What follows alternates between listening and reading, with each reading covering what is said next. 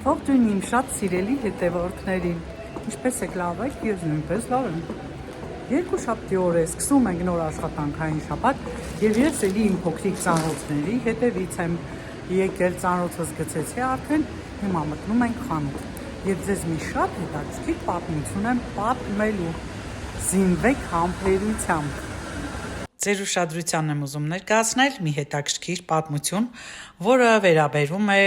Միսյոր օծանելիքին։ Քրիստիան Դիորը ֆրանսիական մոդայի տներից ամենահայտնիներից է, որը ստեղծել է Քրիստիանը եւ իր անվան հետ էլ կապված կոչվել է Քրիստիան Դիոր։ Բայց վերջին ժամանակներային գնվել է Լուի Վիտոնի հիմնադիր Բեռնար Արնոյի կողմից եւ արդեն պատկանում է նրան մի քանի նման տների հետ միասին, բայց դա թողնենք հետոյի։ Հիմա այս պահին ուզում եմ ձեզ տեղեկացնել, որ Քրիստիան Դիորը պատերազմական տարիներին ստեղծել է նեղ գոտկատեղով հագուստներ, որով էլ նա հայտնի է դարձել եւ շատ այլ առավելություններ ունի։ Սիրելիներս, հիմա ձեզ ներկայացնեմ այդ հրաշալի պատմությունը, բայց մինչ ներկայացնելը մի փոքրիկ ինֆորմացիա տամ եւս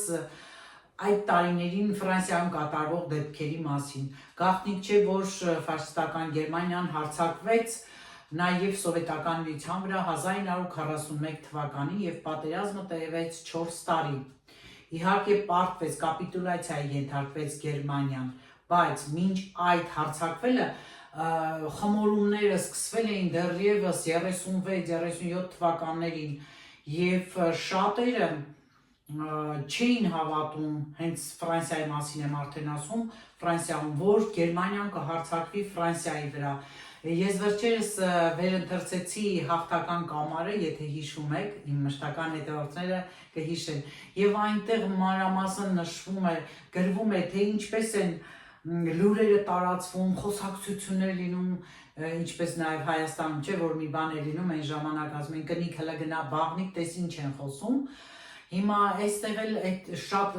խոսակցություններ գնում, որ նման ձևավորումներ կա, շատերը հավանություն են տվել տարբեր երկրներից այդ ֆաշիստական կուսակցության կազմակերպության մեջ են մտել։ Կարճ ասած, այդ 39 թվին արդեն սկսվել Երկրորդ համաշխարհային պատերազմը, առիթ էր հանդիսացել Ֆրանց Ֆերդինանդի սպանությունը։ Մի խոսքով, եթե հիշողությունս դավաճանում է, կարող եք գրել, ես սխալ եմ, թե ճիշտ եմ,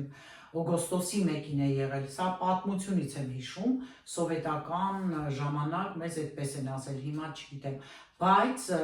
գրքում եւ ընդհանրապես տարբեր ֆիլմերից պարզ երևացել է, որ Ֆրանսիայում շատերը հավանություն են տվել այդ գեստապոյականներին եւ մտել են այդ կազմակերպության մեջ եւ հենց այդտեղ այդ հաղթական կամարի մեջ էլ նշվում էր, որ Գերմանիայից գալիս են այդտեղ իրենց մարդկանց են հավաքում, որս են անում, իսկ Գերմանիայում ովքեր որ չեն ցանկացել համաձայն չեն եղել այդ ագիտացիայի, այդ կուսակցության վարած քաղաքականության հետ, փախել են Գերմանիայից, նրանց էլ բռնել են ուրիշ երկրներում եւ նորից վերադարձել։ Կարճ ասած, շատ վատ պատմական շրջան է եղել եւ շատ մարդիկ էլ ընդդիմացել են, շատերը դեմ են գնացել, մտածել են, որ իրենց երկիրն է փրկեն, հակա գեստապոական, ֆաշիստական, հակա նրանց, ոնց որ մեր պարտիզաններ, այսպես ասեմ, նույնն էլ Ֆրանսիայում այդպիսի խմբավորումներ են եղել, ովքեր տեղեկություններ են հաղորդել հենց նույն Անգլիայում, թե գերմանական զորքը ոնց է շարժվում, մի խոսքով այս հետախուզական գործողությունների մեջ էլ ընդգրկվել է հենց ինքը Քրիստիան Դիորը։ Ովքեր են իրենք, ընդհանրապես Ֆրանսիայում շատ հետաքրքիր է ներկայացում ցանկացած նման մոդայի տները արտադրում են նաև օծանելիքներ, բացի հագուստից։ Ուրեմն փոքրիկ մի ընտանիքում Նորմանդիայի մարզում, Նորմանդիան Ֆրանսիայի ուրեմն հյուսիս-արևմուտքում գտնվող տարածք է, մարզ է, որը քարտեզով եթե նայում ենք ուղիղ վերև է նայում Անգլիային եւ այդ Նորմանդիայում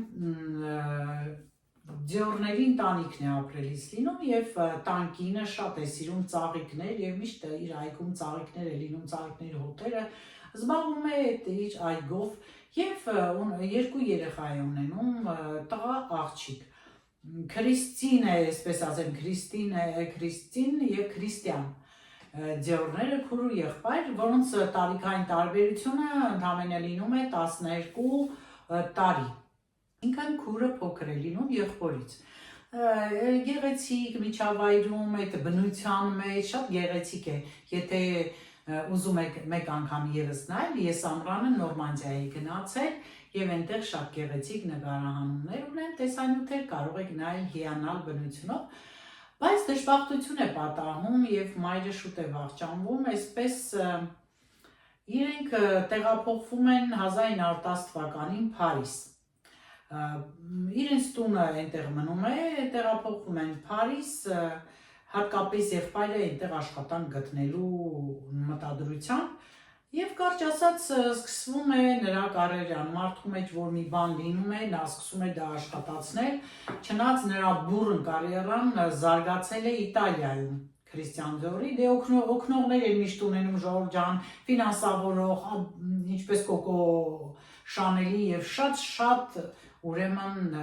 մոդայի աշխարհի, մոդայի տուն ունեցող հայտնի մոդելյերները։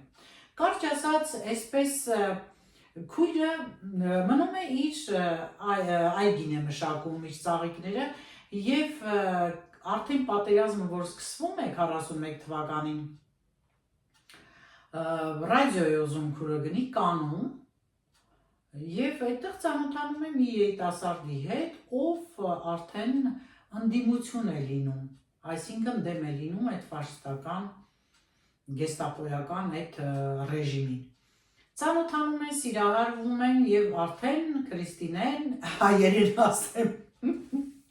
տարվում է այդ գործով, գտնում է իր տեղը, դերը։ Եվ այսպես Սագո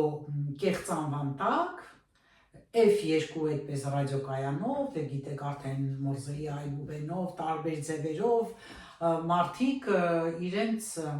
հետախուզական տվյալներն են հաղորդում, պայմանավորվում են, ասում են, որ կողմ են շարժվում նրանց զորքը, ինչ են անում, մի խոսքով նման բաներ, եւ արդեն այդ տարիների ընթացքում մինչև 44 թիվը լավ էր տեղը տեղին Քրիստինեն այդ գործն է անում պարտիզանական բաներին են մասնակցում, տվյալներ են տալիս եւ այսպես թիկունքից հարվածում են ֆաշիստական զորքի առաջ խաղացմանը։ Այստեղ մի պահ պաուզա տամ, հիշեք թե ինչ եմ ասելու եւ ձեզ ասում եմ, որ նույն այս տարիներին, այս թեմայով Էդի ֆիլմ է ստեղծվել մեր սովետական տարիների ընթացքում եմ ասում եւ շատերս այն ժամանակ դեռ տեսել ենք, չնայած այս վերջերս եմ նորից նայել Հին հրացանը Ժորժ ջան, ֆրանսիական ֆիլմ է, մի բժիշկ է, ով իր ընտանիքը թաքցրել էր մի գյուղում, բայց ֆաշիստները նրա ընտանիքի հետ շատ վատ էին վերաբերվում, դաժանաբար գազով գազավառում են, չէ, ձեր չգիտեմ ֆիլմերից տեսել եք, թե չէ, չեմ էլ ուզում ասել, եւ նայել արդեն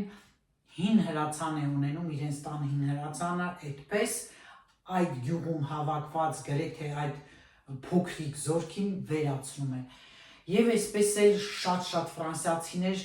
ընդդիմություն են կազմում եւ հանուն Ֆրանսիայի նրանք պայքարում են, բայց դե բնականաբար ամեն ազգի մեջ է լինում են դավաճաններ, ովքեր աշխատում են գեստապոյի հետ եւ նրանք տվյալներ են հաղորդում, հետապնդում են եւ իրենց հայրենակիցներին վնասում։ Եվ այսպես 44 թվականի հուլիսի 6-ին էլի այդպես հաղորդման ժամանակ դե որ չեն տեսնում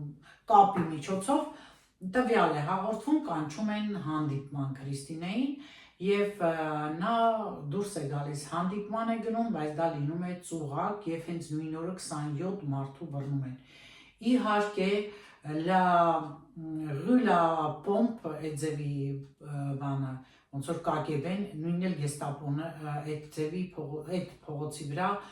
տեղակայված է լինում եւ այդտեղ են բերում բոլոր կասկածյալներին, ում որ հարցաքննելու են։ Կարճ ասած, Քրիստին Դիորին տանում են հարցաքննության։ Ուրեմն դաժան հարցաքննություն եղել է օգոստոսի 15-ին, ընդամենը 10 օր առաջ Փարիզը ազատագրելուց, պատկերացնում եք, 10 օր հետո Փարիզը ազատագրվում է արդեն, բայց տանջամահ են անում, մազերից բռնած սառը ջրի մեջ են խեղդում, մերկացնում են, սառը վաննայի մեջ, խեղդամա անելու չափ, ուրեմն այդ ջրի մեջ պահում են, ծեծում են, որպեսզի անուններ տա, համառորեն լռում է, որևէ անուն չի տալիս, խաբում են, նրանք դեսգում են, մի խոսքով տանջամահ են անում, 10 օր առաջ պատկերացրեք ուղարկում են համակենտրոնացման ճամբար, որտեղ լինում են միայն կանայք, 60,000 կին, ասում է 50,000-ը հենց այդտեղ մահացել են, են մյուսներին էլ տարել են տարբեր ծանր աշխատանքներ անելու, ասում է նույնիսկ BMW մեքենայի Գերմանիայում կառուցելիս այդ ծանր աշխատանքին Քրիստինին, կարճ ասած դառը ճակատագիր է ունենում համակենտրոնացման ճամբարում եւ այդ վատ իր այդ անցկացրած օրերն էլ հետևանք են թողնում, այլևս երեխա ինքը չի ունենում եւ այսպես արդեն 40 ուրեմն 5 թվի մայիսի 28-ին, եթե հիշողությունը չի դավաճանում, անգիրարած էլի հիշում եմ, նա արդեն ազատվում է, նրան ազատում է ամերիկյան բանակի մի սպա, վերադարձնում են, մի ամիս ազատելուց հետո մնում է հիվանդանոցում, որտեղ լրիվ հույծված, վրեն այլևս հալ չի լինում խեղճ կնոջ, երբ վերադառնում է Փարիզ, կայանում գնացքից իջնում է, եղբայրը եկել է դիմավորելու, եղբայրը չի ճանաչում քրոջը, նա քրոջ կողմնակից է լինում, վերջին տարիներին մոռացա ասեմ, որ տեղափոխվել է հենց Փարիզ եղբոր բնակարանում, դե նա արդեն այնտեղ սկսել է կայանալ եւ այդպես արդեն 1947 թվին առաջին իր դեֆիլեն է անում, պատկերացնում եք, եւ արդեն առաջին օծանելիքն է արտադրում, այսպես Քրիստինին բերում են հիվանդանոցում, պահում են, արդեն կազդուրում է, սկսում է վերականգնվել, մի քիչ տեսքի է գալիս, բայց այդ հյուսված տեսքը իր այդ բանը դեռևս իր հետքն է ունենում եւ կամած դե ժամանակի ընթացքում փոխվում է, ինքը բնույթով շատ կամքով, ժպիտով, կյանքը սիրող կին է լինում եւ 52 թվականին նորից հարցաքննության ժամանակ նա տվյալներ է տալիս արդեն Փարիզում, ասում է, որ անուններ է տալիս կանանց, ովքեր թեկուզ մեռել են, իր հետ են եղել ճամբարում, իր դաժան բաների միջով է անցել, ովքեր են հենց նույն ֆրանսիացիները, ովքեր են իրեն հարցաքննել, դաժան ծեծի ենթարկել, կարճ ասած այդքան տառապելուց հետո, իհարկե իր ընկերոջը անունը այս բանը չեմ հիշումներով եղեք, եթե մոնտաժելիս հիշեմ կգրեմ էկրանի վրա կկարդակ կամ գտնեմ անունը, ուղղակի այս բանի մտքիցս թռավ, ներող կլինեք եւ այդպես նրանք միասին են լինում։ Ուրեմն երբ արդեն ինքը կազդուրվում է, արդեն լավ է լինում դե բնականաբար եղբոր այդ դայի տունը դեռ ձևավորված չի լինում, բայց գնում է եւ առաջին օծանելիքը, որ ստեղծել է, չի կարողանում քրիստիանը անուն դնել։ Անունի հարցում միշտ այսպես տատանվելիս է լինում եւ այդ բանի, երբ նորից խոսակցություն է գնում, հավաքված են այդտեղ, որ որոշեն, քույրը մտնում է իր օֆիսը եւ այստեղ եղբորը ոնց որ ընդհանուր է, որտեղ կացնեն, ասում են միսիորը եկավ եւ այսպես էլ հենց այդ պահին ըստ այս ստեղծված պատմության որոշում է, որ այդ օծանելիքի անունը դնելու է միսիոր իր քրոջ պատվին։ Միսիորի օծանելիքի տարբեր բույրեր կան, բայց հիմնականում այն ստեղծված է մի քանի ծաղիկների բույրերից, բուկետ է կոչվում եւ հոտերն էլ երբեմն տարբեր են լինում, բայց անունը արդեն հավերժ մնացել է Miss Dior։ Եվ այսպես Miss Dior է անունը մնում եւ միս ձյորը ժամանակի ընթացքում դե բուրմունքը փոխում է, բայց այդ ծաղիկների բուրմունքը, եթե հիշում եք, ես այն մոմերը ստացել է, ձեզ ասում եմ, որ գրաս քաղաքից է եւ Քրիստիան Դիորի օծանելիքի հիմքը այդ հոտերը գրասից են, գրասում են փորձարկումներ արել, քանի որ Քրիստիան Դիորը գնացել է գրաս, եղբայրը ուղարկել է, այնտեղ ծաղիկների այդ բույրերը այդպես ծաղկա նոց է ստեղծել եւ մոռաց ասեմ, որ պատերազմից հետո հենց այդ թվականներին, որ հիմա ասում եմ 46-7 թվականներին առաջին կին դա եղել է Քրիստիան Դիորը Ֆրանսիայում, ով սերտիֆիկատ է, իրավունք է ունեցել արդեն կտրած ծաղիկները վաճառելու, նա ստեղծել է իր խանութը, ծաղիկների խանութը ամուսնու հետ։ Տեսնում եք ինչ հետաքրքիր բաներ են լինում եւ այսպես այդ բուրմունքը արդեն ստանում են հենց իրենց պարտեզից այդ գրասից, գրասում ավելի է հոտերը լավ, այդ համապատասխան բուրմունքները ստացվել են հենց այդտեղ օծանելիքի հումքը, բերվել է գրասից, լավ հիշեք, որ միտեղ էլ դուք պատմեք, եւ այսպես այդ օծանելիքի անունը մնում է միս Դիոր, արդեն դուք խանութում տեսակ, ես այնտեղ ցույց տվեցի միս Դիորի տարբեր փնջեր. Ցավալի է լինում, որ 57 թվականին հակարծամահ է լինում Քրիստիան Դիորը, իսկ Քրիստին Դիորը շարունակում է այդ գործը, թանգարան է սարքում իր եղբոր պատվին, Քրիստիան Դիորի պատվին իրենց Նորմանդիայում եւ շատ երկար է ապրում, 2008 թվականին 90 տարեկան հասակում է մահանում եւ Ֆրանսիայում նա համարվում է կամքի, գեղեցկության, սիրո, հավատի սիմվոլ։ Ասում են, չգիտեմ որքանով է ճիշտ, որ հարցազրույց են տվել եւ երիտասարդ ժուրնալիստը հարցրել է, թե ինչու՞ն է ձեր երկարակեցության գաղտնիքը, չէ՞ որ այդքան տանջամահ են արել, իսկ դուք դեռ ինչքան դժվարություններ եք հաղթահարել, ասում է հաղթահարել է սերը, պիտի սիրել, պիտի հավատալ, պիտի սիրել, սերը փրկում է աշխարհը։ Ուրեմն տեսեք, թե ամեն մի բուրմունքի մեջ ինչ հետաքրքիր պատմություն է միս Դիոր։ Իդեպ ձեզ ասեմ, հիշեցնեմ, որ միս Դիորը շատ շատերի սիրելի օծանելիքն է։ Գրեք իմանամ, թե դուք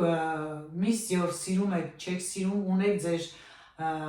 պահարանում սիրելի կանայք, օգտվում եք օծանելիքից, որից եք օգտվում կամ թեկուզ միս Դիորը չէ, Քրիստիան Դիորի ժադողն էր, ժադողը շատ թունդ էր եւ այդ քնքուշ էակը, ով այդքան դաժան ճանապարհով է անցել, հաղթահարել է նաեւ սիրո շնորհիվ այն դժվարությունները, որոնք ստեղծվել են եղբոր մահից հետո այդ մոդայի տանը։ Նա պահպանել է երկար ժամանակ Քրիստիան Դիորի տունը, նորանոր բուրմունքներ են ստեղծել եւ արդեն ասեցի, որ ստեղծել է նաեւ թանգարանը եղբոր պատվին։ Ահա այն հետաքրքիր պատմությունը, որ ցանկացա ձեզ ներկայացնել։ Տարի էլ ես որ գնում էի Հայաստան, իմ թորնիկն էլ է սիրում, հա, թորնիկիս համար ես միս Դիոր տարա։ Նա մի քիչ ավելի այդ կարգի հոտեր է սիրում, օրինակ Շանելի, ինքը Շանել Շանսը վարդագույն է, բաց էսպես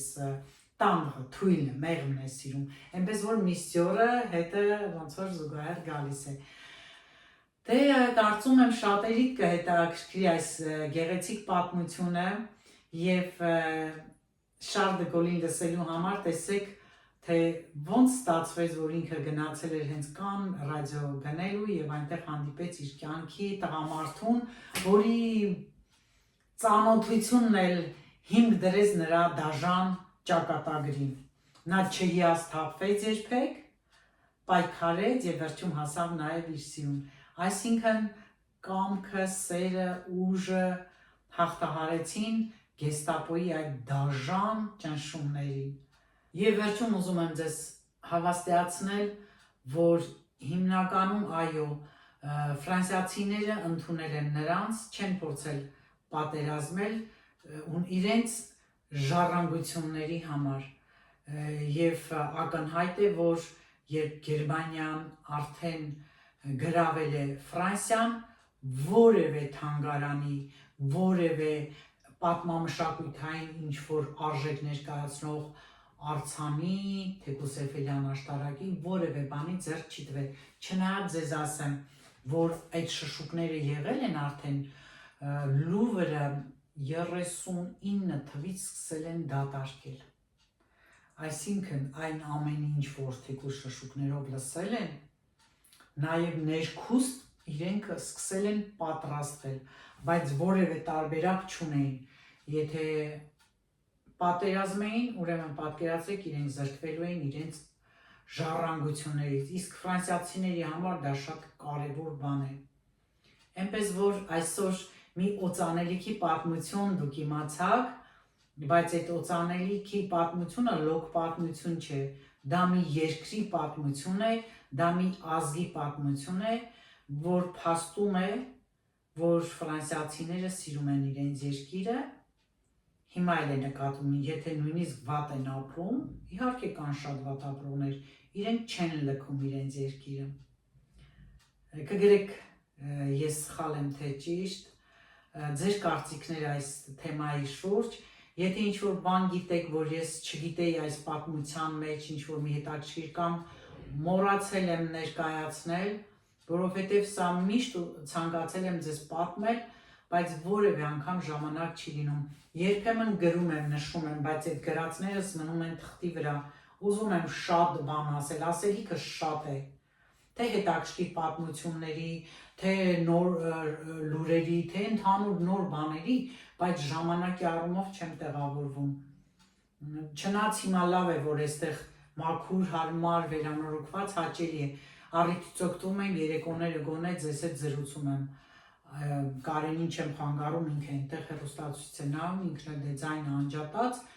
ականջակալներով է լսում, որ ինքն էլ ինչ չխանգարի։